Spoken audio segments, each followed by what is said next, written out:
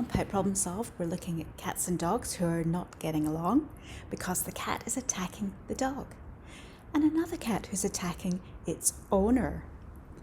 We'll also look at dogs and the use of crates. And let's start with why cats like to sit up high. I'm Dr. Jo Righetti. Thanks for watching or listening to Pet Problem Solved.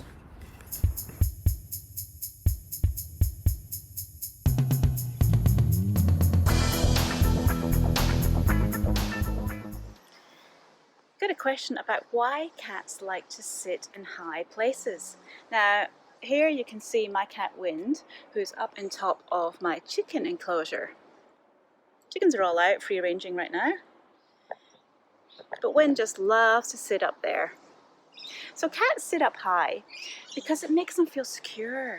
They feel, they've got a vantage point, a viewing point of the world. They can see what's going on, but there's less threats from dogs, other cats, small children if you have any. They just enjoy that. It probably also makes them feel a little bit superior, which of course is a cat's prerogative. So it's actually a good idea. Sorry, Wendy, didn't mean to disturb you. It's actually a good idea to provide lots of high places for your cats to get away from everyone. They can still be part of the furniture, part of your scene. Cats, when they're up high, they're able to get a sense of what's going on in the world around them, which is great if you're introducing, say, a new cat or a new animal or a new family member into your home. Your cat can be up high, watching, listening, smelling what's going on, but not directly confronting, not having a direct interaction, but still learning the whole time. So do provide your cat with bench tops if you allow it, bookshelves, windowsills, places that they can get away from us and feel safe, secure, and of course, superior.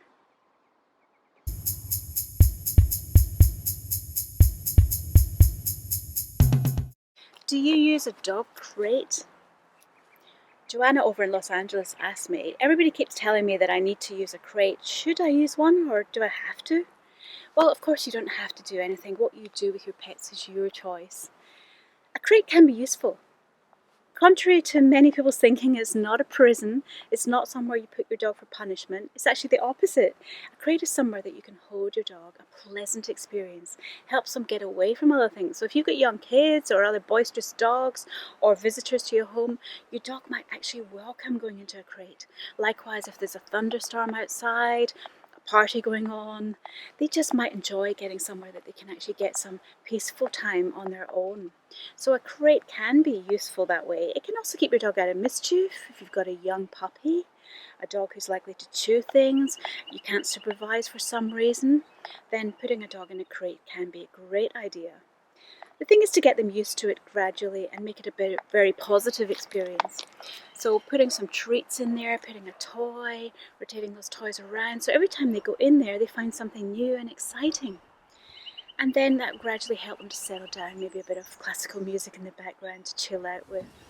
A lot of people use crates to house their dogs overnight, and a lot of people do it if the dog requires a little bit of help in the toilet training department, because with house training they're less likely to soil the actual place that they're sleeping, and so you need to make sure they have regular toilet breaks, but it can be very useful to keep them where you know exactly what they're doing in that crate.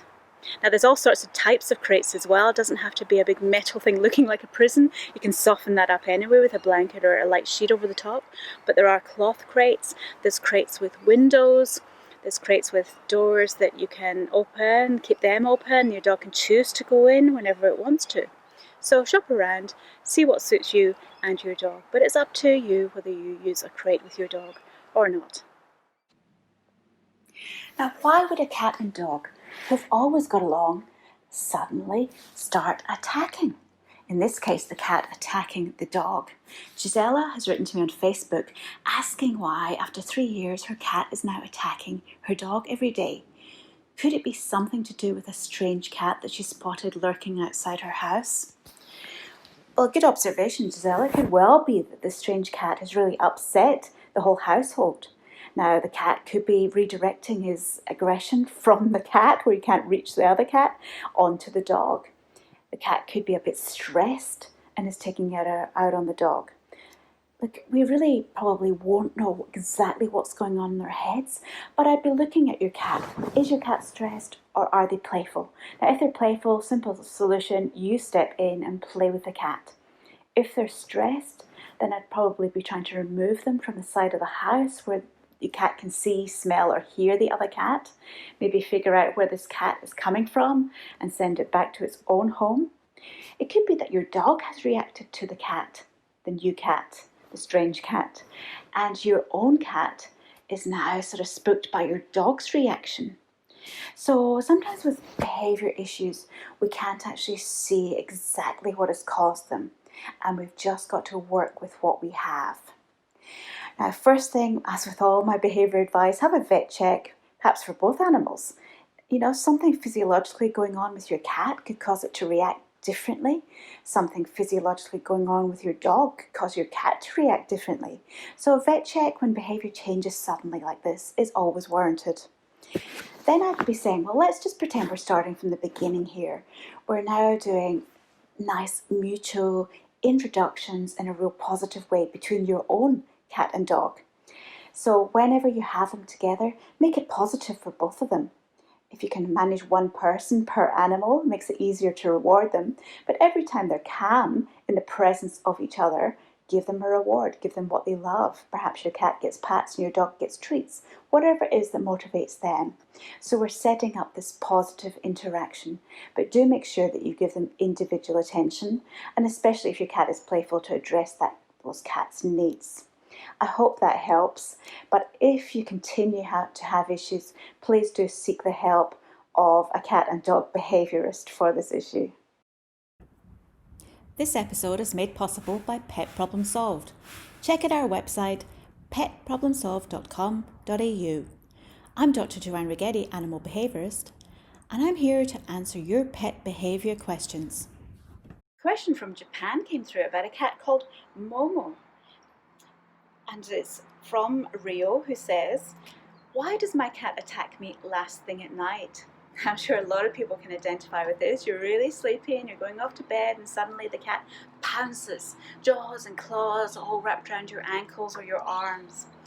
Well, it's probably just because your cat has a lot of energy, hasn't used it up during the day or the evening, and so they've decided when you're active, when you're moving around, you may not feel very energetic, but to them you're active, and so they want to join in and play. So what I'd say you do is to make sure that you've played with them earlier in the evening.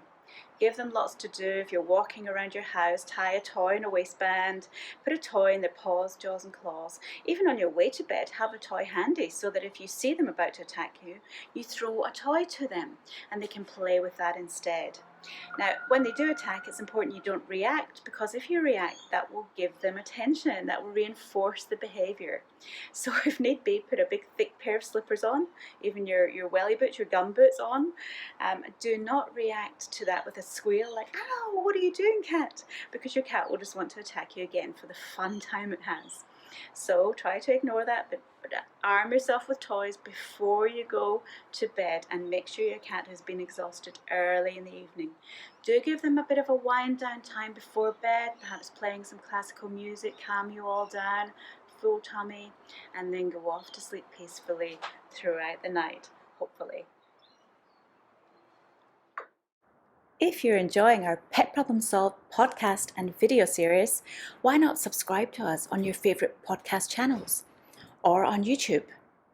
We do post these on social media too, so you can check in on individual problems or watch each of our weekly series. We love having you here and we look forward to receiving your questions. If you have a question for us on your pet's behaviour, it doesn't need to be a problem, just any question about pet behaviour, please email us at info@petproblemsolved.com.au or check out our website petproblemsolved.com.au. I'm Dr. Jo Righetti, animal behaviourist. Please take care of your pets.